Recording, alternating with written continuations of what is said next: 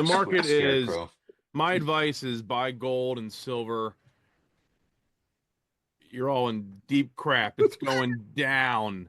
Hey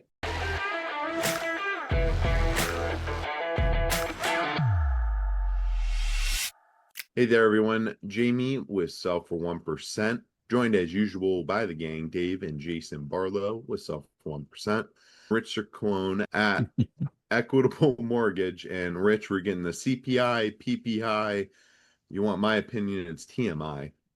But what's going on out there? Yeah, we've seen modulating in rates a little bit. Rates were in the high sixes. We're now in the mid sixes on mortgage rates, all things being equal, 6.5 plus or minus, depending on what your exact scenario is.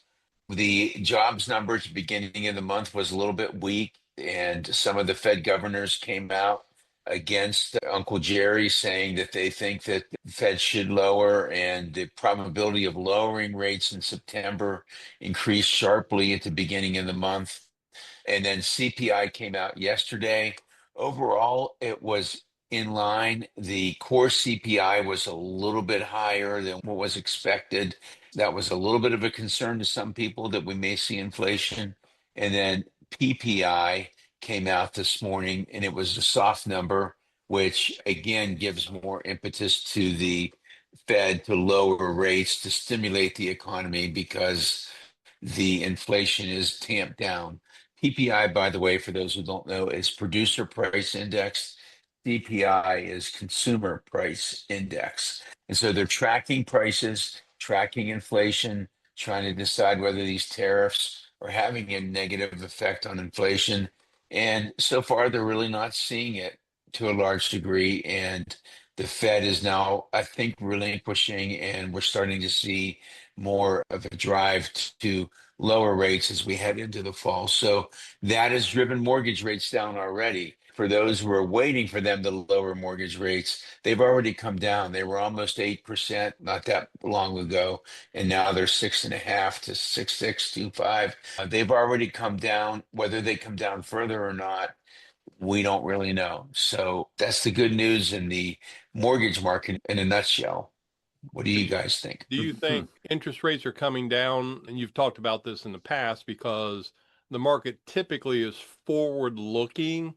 So they're already expecting a rate drop. And so we're seeing interest rates come down a little bit. Exactly. This is what I always say. The rates have come down over the last couple of weeks because they think that the Fed will lower rates in September. So when the Fed lowers rates in September, that's not necessarily earth-shattering news. They will have been expecting a rate decrease in September. So depending on what they do in terms of what they say after they lower the rates, that is it will possibly move mortgage rates lower. So if the Fed lowers in September and says, we are committed to driving rates down, somehow they telegraph continued rate decreases in November and December so that people get the idea that there's going to be continued rate decreases, that will make mortgage rates go down further. But if the market gets the indication, okay, they lowered rates in September, but they probably might just take a wait and see approach now, that would keep rates the same or possibly even make rates go back up a little bit. So the rates have come down now. Real question would be, do you think it's just a 0.25 or could they see a 0.5, 0.5%? Some are saying it could be a 0.5 decrease to try to play catch up because they've not lowered rates. All these meetings that President Trump has said they should have lowered rates. And so there's many that think that they're behind the eight ball a little bit and they need to catch up and lower a half a point. That doesn't necessarily mean anything to mortgage rates necessarily. Again, when the Fed lowers rates, they're not lowering mortgage rates, they're lowering overnight lending rates to banks. But what that does is that gives the market the idea of how rates in general in the market are performing, and mortgage rates fall down when they see that. But it's not a one for one, like they lower rates a half, mortgage risk go down to half. That's not the case. In that vein, I guess I'm looking at the poly markets and the Federal Reserve lowering interest rates 0.5%. The betting odds are low for 0.5, they're higher for 0.25. But we still have some time. Call them basis points. So I guess like for Chicken Little, which is, me in a lot of cases, I like to put the cart in front of the horse. The word stagflation is now being brought up. What do you see? Do you see stagflation potentially on the horizon? No. Well, stagflation, as I understand it, and again, I'm not an economist, but is when you have inflation with an economy that is not robust. So you have prices going up, but an economy that's going down. And so you have inflation, but you have a weakening economy. I don't see that. I was worried about stagflation at one point a few years ago. I don't really see that. And I think that there's a lot of investment in the US. So I don't really see the economy weakening and inflation getting out of control. I think we have a good handle on inflation. We're not seeing huge inflationary numbers. It's much better than it was a couple of years ago when they called it transitory. And I think that the president is committed to jobs and to making the economy. I'm fairly optimistic that things are going to be okay. I'm just not optimistic that we're going to see 2 or 3% mortgage rates again. I don't think, but I think we could see something in the fives at some point. That's what I'm Nice. looking forward to. As soon as we get to 6.8 or 5.875, 5 7/8, then I think, we'll see a little bump in the real estate market itself, and which then in turn a bump in the mortgage business as well. People that have 8% interest rates on their home mortgage may be interested in refinancing to save a few bucks on their monthly house payment. Yes, your refinancing is a good way to get your payment in line to what you hoped it would be back when you bought the house. And Right. we said back then, buy the house and refinance later. And so maybe those times are going to come. And it's real money. It's, when you refinance, you save real money. If you save $200 a month on refinancing. That doesn't sound like a lot, but remember, it's after tax money. So it's money that's dropping right into your wallet, right into your bank account that you can spend. There's no taxes on that. It's already been, that's just a savings on an investment you've already made. And it's going to continue for 30 years, no matter what happens. No matter if the sky falls, no matter if we have stagflation, no matter Right. what happens, once you have refinanced into a new 30-year fixed mortgage and you're saving 200 a month, you will save 200 a month for 30 years if you keep that house. My It's a lot of money. my, I like the cautious, optimistic outlook on the economy. You monitor the situation and adapt. I guess my question on the refinance, because we're all us three realtors, and I have this conversation with sellers. Hey, I talked to Huntington Bank and they want to refinance, and they say my condo in the short north is worth $500,000. And I do a CMA and I'm looking at it, it's like it's closer to like 425. Is there something to be said about banks giving you a little bump in value to collect on that refinance? As in they give you to the top or the upper end of a range on the appraisal. Now, as a seller, I think my house is worth 500,000 because I've refinanced it for that. And if I go to sell, it might Mhm. not be worth that. So that's like the conversation. And I don't know if Dave and Jay, you've had those conversations with sellers who say, "Hey, Chase Bank said my house is worth this as Well, an appraisal." Huntington Bank or any bank, us, we are not arbitrarily putting a number on a value of a house. We're either getting an appraisal, where a licensed appraiser comes out and looks at it, or we are running it through Fannie Mae and Freddie Mac's underwriting engines. Anytime you're getting a conventional mortgage, it has to go through this Fannie Mae, Freddie Mac underwriting engine. We all use the same software, and it's all run through the same underwriting system. If you put $500,000 as the value of the home and the computer accepts that value and says it doesn't need an appraisal, then you waive the appraisal. That's where you have the appraisal waivers. It's not something that you can just arbitrarily say, but they may have gotten a value Sign. from the Fannie Mae underwriting system. And sometimes, here's the thing about appraisals too, is they're backward looking because they're looking at comps that are 6 months to 12 months old.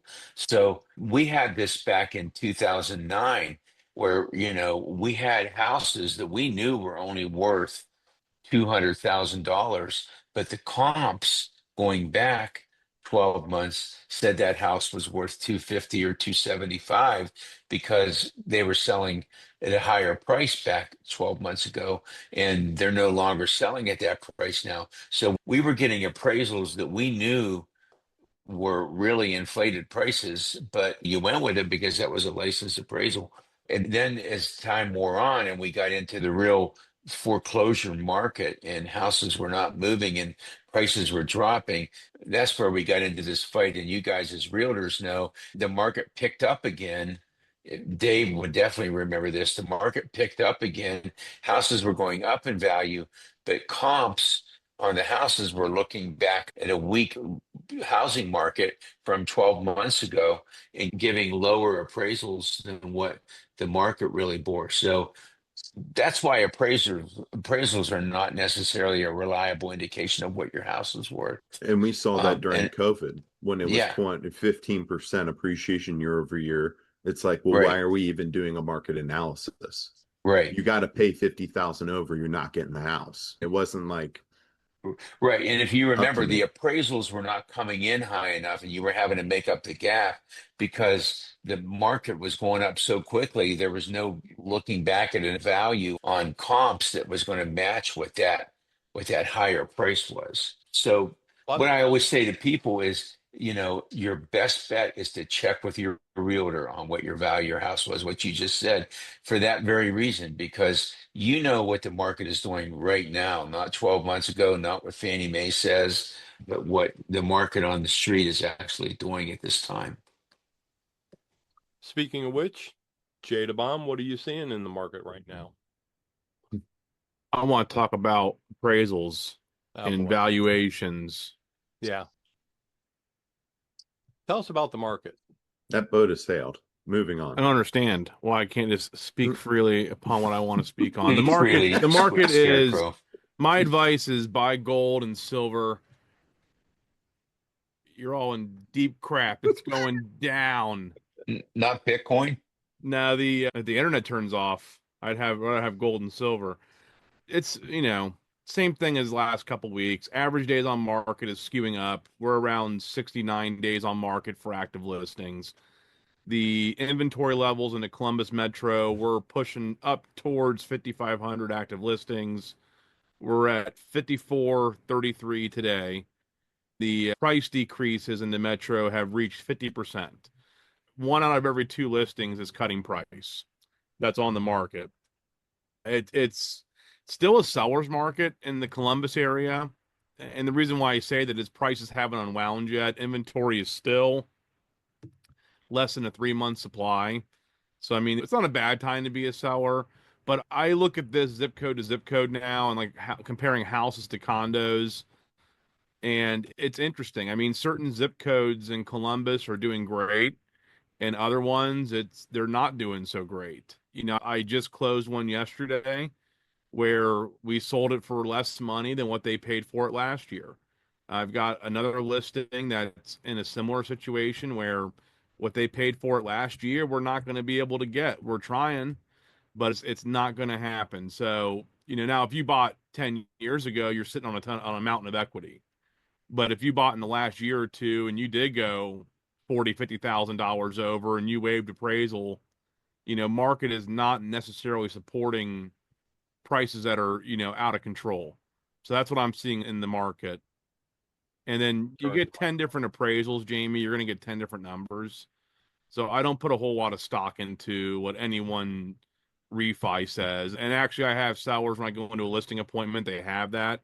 And I tell them, don't share that number with me. Let me do my market analysis, give you my honest opinion, and then let's see how close we are.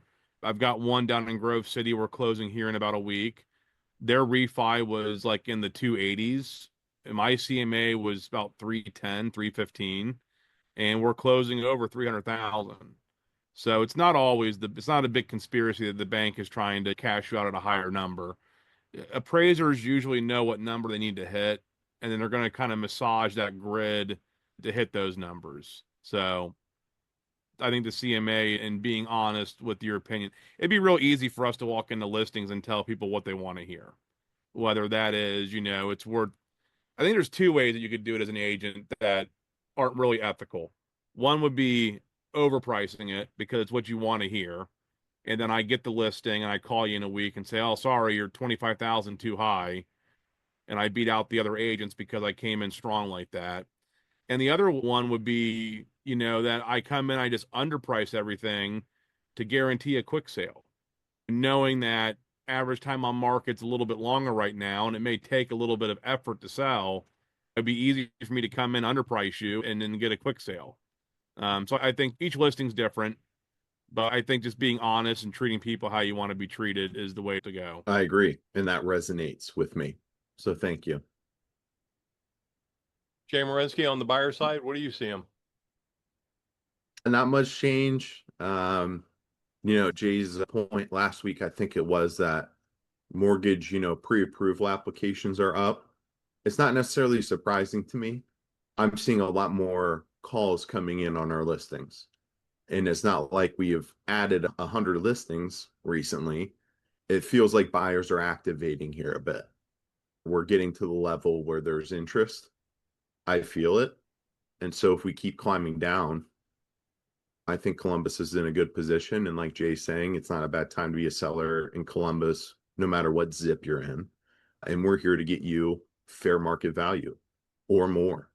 So I appreciate that, and staying centered. Buyers are starting to activate, I think. So we'll see what happens. I'm feeling, I don't know what you're seeing, Dad. I'm feeling it slow down a little bit. And I think it's time of year, that people are getting ready to go back into school. And we're going to have a little surge here after Labor Day. And hopefully rates do slide down a little bit because that will kind of coincide nicely with Labor Day. The annual trends, you get to Labor Day, there'll be a little bit of a dip. People are camping or whatever they're doing, enjoying the last days of summer. And then there's a little bit of a surge before you get into October. And it's like all the people that didn't buy in the summer start coming forward to buy before we get to the holidays. And so I'm hoping that will coincide with rates coming down. Rates have reached their lowest level all year. Nationally, inventory is down a little bit, which I thought that was interesting because in Columbus it's not. Huh, Right. And what I was reading is that there's a lot of sellers that are not getting the price they want in Texas or Florida or wherever, and they're taking their house off the market. And so it's like I know a lot of these agents that I look at and listen to what they say across the country, they're all talking about kind of watching the rates and a good time to strike on canceled and expired listings to go back after those guys. Yeah, the one thing you mentioned earlier, and I just took a quick look at the Columbus Board of Realtors. In the last week, we've had 1,043 new listings come on the market, but we've also had 1,035 price reductions. Yeah. Of that 5,400 active listings, A fifth or more. 25% have reduced price, which, 3 years In the ago, last 4 week. years ago, that number would have been Is zero. 600-700 new listings and 4 or 5 price reductions. So, I mean, Right. that number is way up. Yeah, you can feel it, you can, and again, sellers are still at all-time highs. I mean, it's not 2008, it's not 2009, but a lot of it also is timing. Like I said, you bought last year, depending on how good of a deal you got, and that's why you hire someone like Jaime to do a CMA and to know what you're buying. Part of that calculus, like when I'm selling listings, I've got one right now where a buyer agent is, well, I don't see the value here. We're doing CMAs and we think you're overpriced. And, I steer that conversation to how long is your buyer planning to live here? I mean, they're going to live here for a year or two. Yeah, you're paying a premium, but if they're going to be here for 10 or 15 years, don't mess the deal up over your numbers, because if things appreciate, and no one knows the future, but if things follow the historic trends, yeah, maybe you're overpaying a little bit now, but you're getting the house you want with the payment you want. And in 10, 15 years, when they go to sell that house, it's probably going to be worth way more than what they're paying for today, unless the whole world ends. You're betting on Columbus, Ohio. And again, a good conversation to have with your buyers, Jamie, and anyone else watching this. You're betting on Columbus, which means you're betting on the Ohio State University, Nationwide, all these white collar industries in the capital. And so it's like, you really think this is going to go down in 10, 15 years? If so, do what I said earlier and buy some gold and silver and maybe some ammo and tobacco and alcohol and be ready to rock and roll into trade. Otherwise, Columbus is a pretty darn good place to buy a house at. Or maybe Yeah. buy a house out in the country. Well, again, even as the market has slowed some, we saw average sales price. The latest numbers that we have are from June, because we're always about a month behind. $398,000 in Columbus, and that's up 3.6% from June of last year. And so, as you're saying, Jay, the market is still good. Even when the foreclosure crisis hit in 2008 to 2012, we saw Columbus decline, but it did not decline like Florida, Texas, California, Nevada. We saw a dip, but nowhere near. And since 2011, 2012, the bottom of the market, which our average sales price then was about 156,000, we're now at 398. In 12, 13 years, that number has almost tripled. 450 would be a triple. We're at 398, just under 400. So that's pretty crazy. Yep. The story is Columbus is strong and resilient. Multifamily homes, if you have a multifamily property to sell, give us a call. I would be interested to see the numbers on that. Maybe next week, Jay, we talk about, I think multifamilies are flying in Columbus. I don't think there's a lot of that inventory around. It seems that those are especially hot in Columbus, regardless of zip code. So I'd be interested to see how multifamilies stack up to single families, and like condos to single families. Obviously, there's going to be a difference. I'd like to see that. Give us a call if you're looking to buy or sell. If you're looking to buy, I'm happy to help. If you're looking to sell, give Jay or Dave a call. And if you're looking to get pre-approved and see where you stand purchasing power-wise, give our man Rich a call, and he'll give you sound advice. All right, guys. Thank you so much for joining us this morning for this lengthy conversation. I hope you got a couple gold nuggets out of it. Thanks, guys.